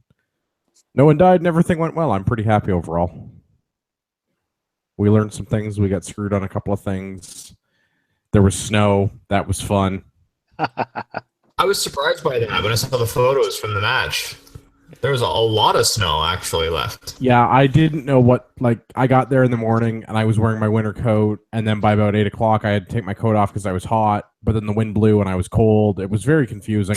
I imagine this is what menopause is like. You're an expert now, I suppose. Everything is the wrong temperature all the time. This is terrible, but it was good. It was the first match of the season. We'll get 7 more matches, one every month from now until we had 35 people that were out. It was good times. Nice. Yeah, I actually had Jay message me and ask when I'm coming out, so I'm gonna have to look at the schedule, and I think I might have to come out and at least do 1 or 2 this year. Right on. So, all right, on that point, ORA, did they let you sign up for matches if you are not a member? No, so I'm This gonna year? have to become a member too. You can shoot a single match. Andrew, You can shoot a single ORA match as a non-member. So you're gonna have to split yourself up between CQB with me and PR with Ryan, because you can only do one before you have to get that membership. But What if I the other- shoot them both on the same day? There are no conflicts for us for the same day. There are conflicts with other disciplines, but not for PR and CQB, because I want to shoot PR. So I booked them on different days. Well, fair enough. But do it as a guest once, then you have to pay for a membership. But your guest fee does go towards your membership. And the advantage with the ORA, your membership is relatively cheap for the amount of competitive shooting you can do if you want to shoot all of the things. Precision I do rifle want to F, shoot all of the things. right? If you do precision rifle, F class, vintage, service rifle, CQB, and practice days, there's basically a week, something every weekend for F-class, 6 PR, target rifle. Yeah, there's basically something every weekend for 6 months out of the year if you want to do it. So it's a good time. Yeah, I guess the membership fee is way less than the ammo cost for shooting all of that. Yes. Certainly is. Yeah, Now that's we one of the also things that Ryan didn't mention is, I mean, I'm looking at what was he say, 160, 180 rounds? Yeah, but He did also say that there's a class that shoots 223, so you can just enter with that. Oh, 2, 3, and 308, but even still, I'm thinking my precision rounds. By the time I took my my precision projectile and all kind of stuff like that, I'm looking at $2 a round pretty well for hand reloaded precision rounds. That's an expensive weekend. For the PR matches are usually around 60 to 75 rounds per match. Okay, yeah, so that's a bit more doable. Yeah, but my 338 at $3 on the cheap end is still kind of expensive. Yeah, I don't want to be shooting beside a 338 with a brake on it. But I You love the can brake shoot- because Yeah. with the brake, it's a big FU to the person to the left and right of me. Yeah. But the problem with the brake, all Problem with the all brake mud is- in their face. Yeah, the problem with the break is, first of all, I don't know how to spell it. And second of all, you can shoot beside me, Marty. I'll bring my 357 Magnum NEF with and I'll be shooting 38 special cowboy loads out of it. And it'd just be like little cat parts. Can I bring my 338 to CQB and use that? And then when I go modified prone, I'll just leave like a divot in the ground. Yeah. No, the first vintage rifle competition I went. Well, okay, the only precision vintage rifle or a competition I went to, there was a guy who had a Winchester 92, I think, in 4440, and he brought just enough rounds to do the course of fire, but half the rounds were like from 1940 and they started failing.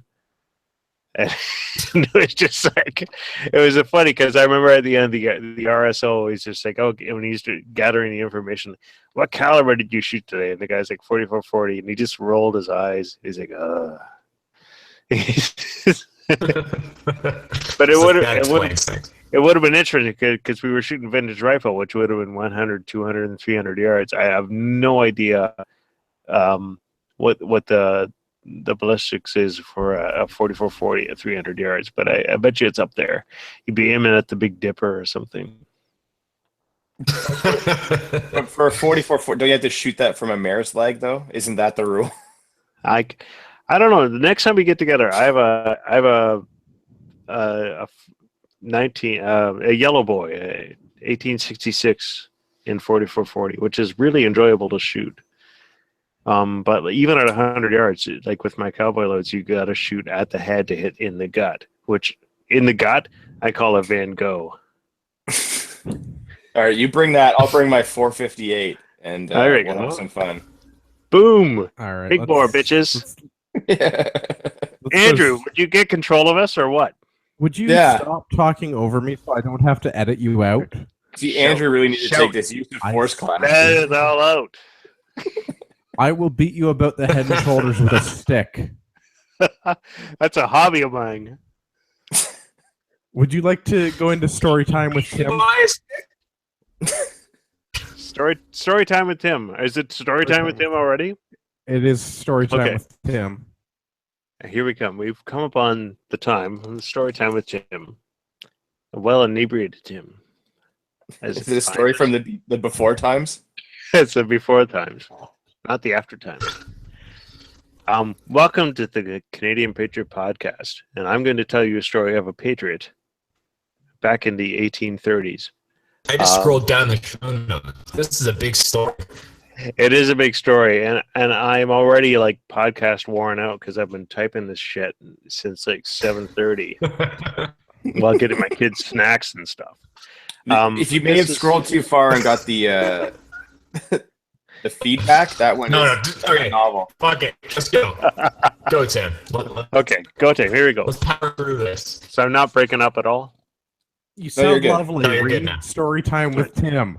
Okay, this was as I was a teenager. Like my parents would always bring up that I was related to Samuel Lount, and this was supposed to be a great thing.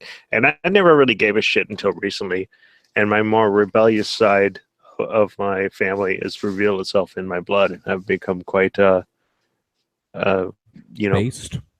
based. Excellent word. You've saved the day. So back in my heritage is a fellow called Samuel Lount, who was born on September 24th in 1791 in Catawissa, Pennsylvania. And in 1815, he married Elizabeth Soules, and the couple would eventually have 7 children. And then the Lounts moved to Upper Canada in 1818 and settled in Newmarket, where Samuel kept a tavern. So this is turning out to be like pretty shit radio, but this is that guy. This is an ancestor of mine who emigrated to Canada and had great convictions. His father and his brother were capable woodsmen and worked extensively on the survey of the counties of West Tecumseh and Innisfil, and they became great landowners. And it came down to the fact that he was an extremely generous man.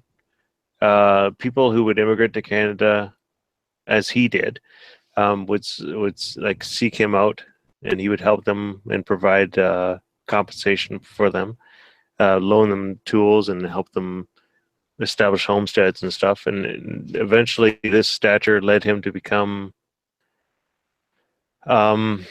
This stature led to offers of public office and requests that he become a candidate of the House of Assembly, but Samuel Lount referred to remain in the background. He asked to run in the Assembly of 1828, and he declined. In 1838, he was persuaded to run for Simcoe County, and he was successful.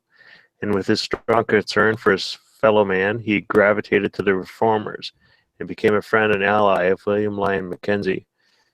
And during the election of 1836, Lount was defeated by William Benjamin Robinson, who was assisted by what the reformers felt were corrupt practices on the part of the provincial executive, and he became disillusioned with the normal political process.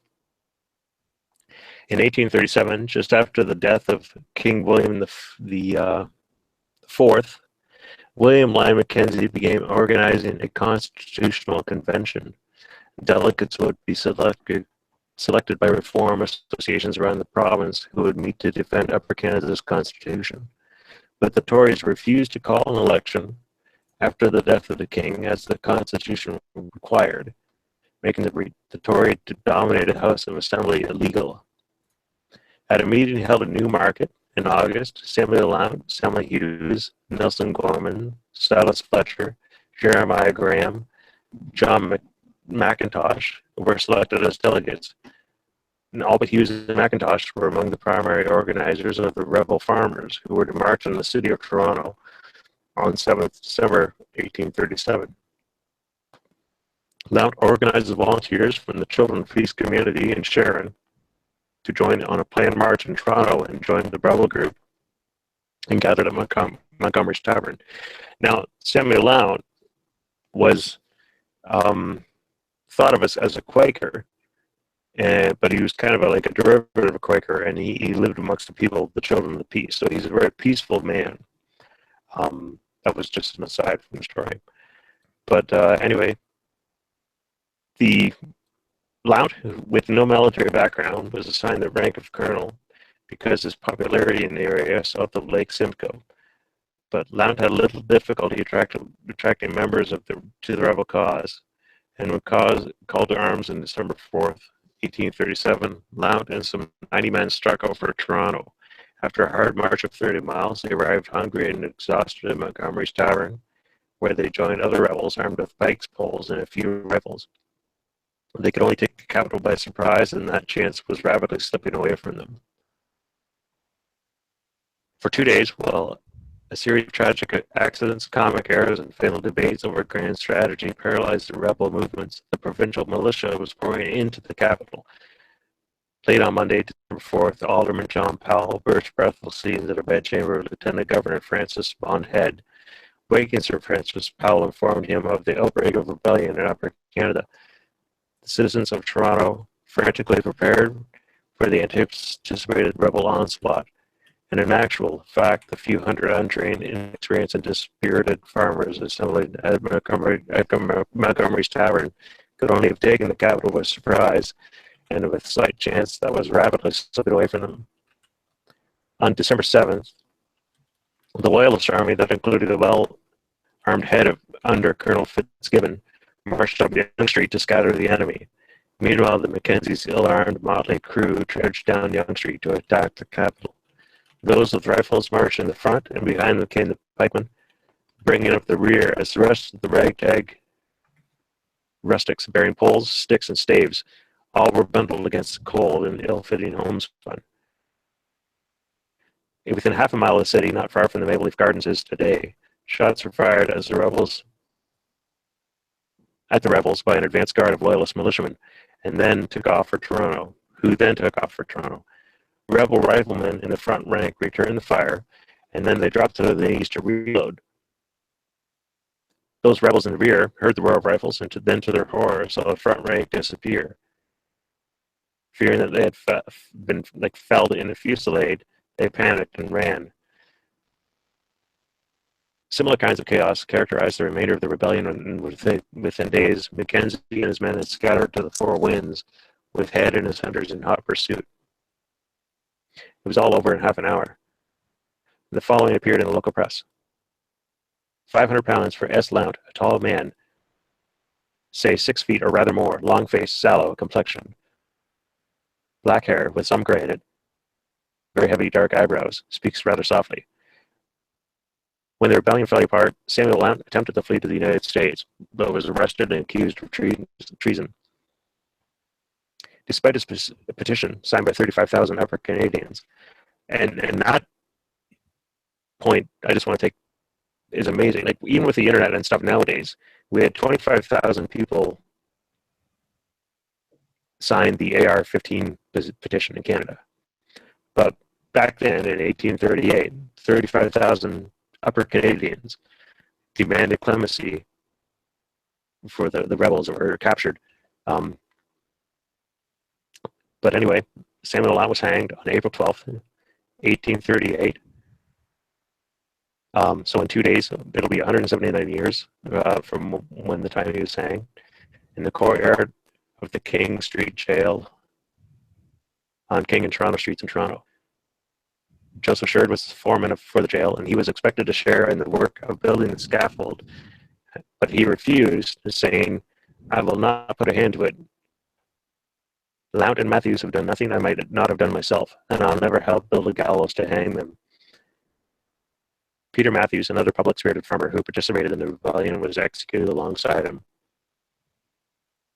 Samuel Lount's last words were recorded as, "Be of good courage, boys. I'm not ashamed of anything I've done. I trust in God, and I'm going to die like a man." And these words are replicated on a historical plaque near the site of the jail where he was executed. So, my words, especially under the influence of whiskey, don't really do the man justice. But this is a man who came to Canada from America, immigrated legally, and did his best to help his fellow people, and was a member of Parliament or a member of the Assembly, and with the corruption that he saw as he saw it under the Family Compact, which was like kind of a very organized and established order that was fighting the reformers who were for the common people's best interest. He struck out against them to try to knock down the illegal assembly that was the current assembly in Ontario, and he was hung for it. This was, as I said, 179 years ago. His wife was not allowed to take his corpse and bury it. She begged for the corpse in recorded letters if you want to do the research and look for them. But she was refused his corpse. So Yeah, anyway, that was an important story I wanted to tell as we approach the anniversary of his hanging.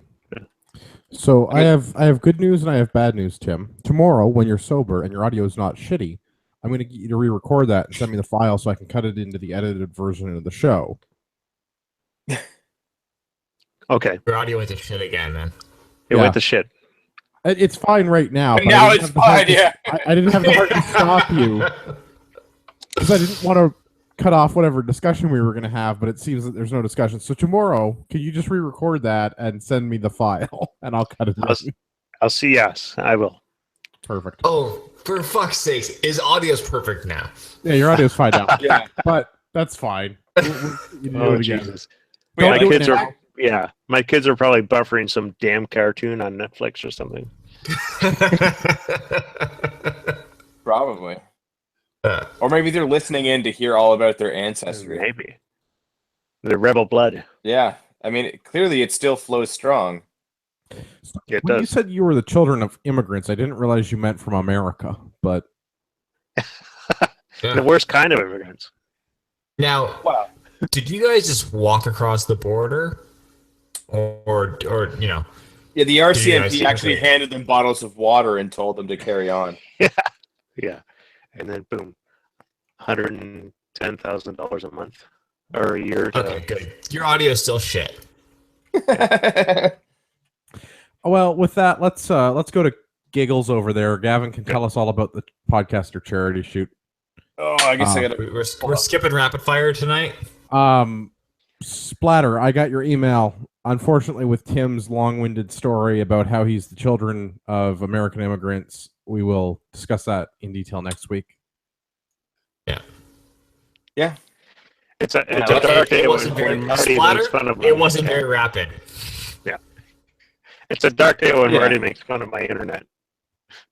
Yeah. Exactly. Although this Montgomery's Tavern, though, is it just me, or is that like a very prominent place in Canadian history where pretty much like every rebellion started? It sounds like a place where we should meet and drink.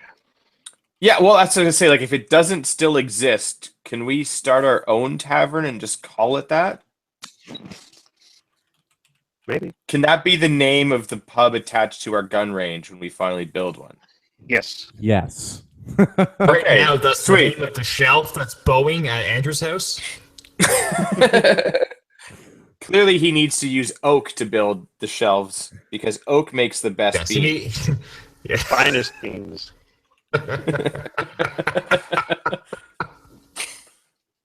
Charity shoots. Charity shoots. Oh, that's a good tie-in. The 7th annual podcaster charity shoot that, for some strange, messed up reason, we have been asked to host will be at the Guelph Rod and Gun Club on July 8th. Yeah. Supporting Many to One, which is a PTSD support organization for first responders. So police, fire, military, EMT, or anyone else that is the people that are rushing towards others that have problems, and not the average people that have it because they've been triggered by something ridiculous. Registration costs will be $40. Registration, I believe, has gone live as of 3 days ago? This is the first podcast that anyone in our organization of podcasts is announcing the registration is available. I did set the registration up over the weekend for So all it's of the event live. organizers. to Now, get their do shit it. together. Do it. Do it now. Ragnarok Tucker will be teaching a carbine operator course on the Friday, the day before. The cost is $200. All of the proceeds from all of this and everything else will be going to Many to One. The registration link is on the top of the CPP homepage, or I guess if you go to the Facebook link for the event, it'll all be in there. We have a plethora of sponsors. I actually, on our way back from the use of force class, Marty and I stopped by at TAC Ord and picked up a swag bag full of stuff from those guys. I received the magazine release from 762 Systems the other day. As I said last week, because you guys saw the pyramid of tannerite in the background, we've got that. We've got the shotgun from the CDN guys and a holster from Highlander Tactical, and I mean just awesome prizes. We've got the brewery tour for 5 plus the podcast crew if you're feeling generous, or you and 9 of your friends if you're not feeling generous, and just some other amazing prizes. The guys from Matador Arms are giving us a ton of stuff as well, and you heard that when they were on. I mean, I can't believe just the outpouring of support that we've been getting, and very With the few amount of people support- have been saying that they we've gotten can't at do this something. point, with the amount of support that we've gotten at this point, if you come out to the charity shoot, there's a very little chance that you don't walk away with something good. Yeah, I mean, like the bag that I have from TAC Ord alone has like probably 20 different items in it. So like someone's gonna get something, like. Yeah. So come on out. It'll be a great time. raise some money for a good cause. I've put my body on the line, and there's a tattoo challenge. So if we raise enough money, I will get a tattoo on my ass of the podcast logo. I don't know if we're going to broadcast that live or maybe just my face live as it happens, but it'll be good times. Just a big thank you to the firearms community in general. I mean, here's a charity shoot pretty well across the board. All of the Canadian firearms industries, firearms dealers and things like that, they've rallied behind us, and they're all supporting and providing sponsorship and providing swag to give away at this thing. So it's it's a great thing to see, and come on out and you won't be disappointed. No, I mean, it'll be a good time. I'll be probably rocking the barbecue again, unless we do get my buddy out with these meat wagon, as he calls it. Oh no, I was promised meat wagon. I haven't heard back from him yet, but I only sent them the message the other day because I was slacking on that. Hopefully he makes it out. If not, I will man the barbecue again in my plate carrier as penance for my slacking. As penance for my slacking. You better bring your own barbecue, though. I can make that happen. we learned our lesson. I can make that happen. That's not a problem. It'll be an awesome time networking with all of the people.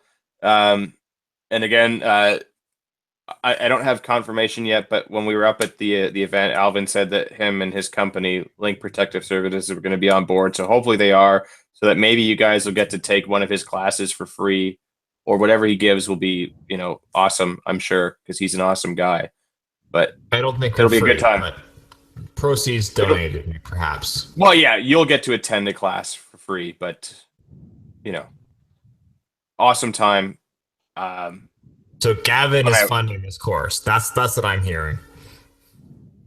I'll Sounds do it. that way. Fuck it. I'll pay someone's fees if I have to. I think it's worth it. If there's one more dude out there that's ready to roll, and yeah, we need in more end times out there. Yeah, like when we all have to exit the GTA and go somewhere else, we need people that can run roadblocks with us. So.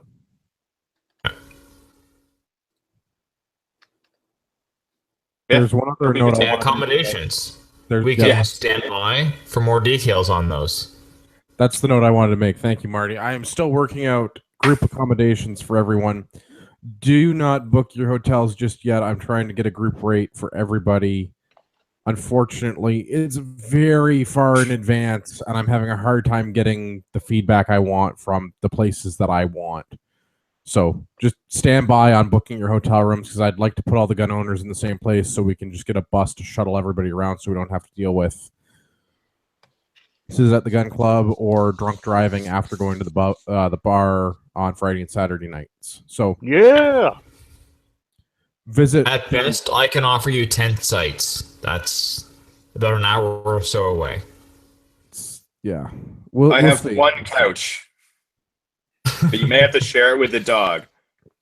Stand by for details and accommodations.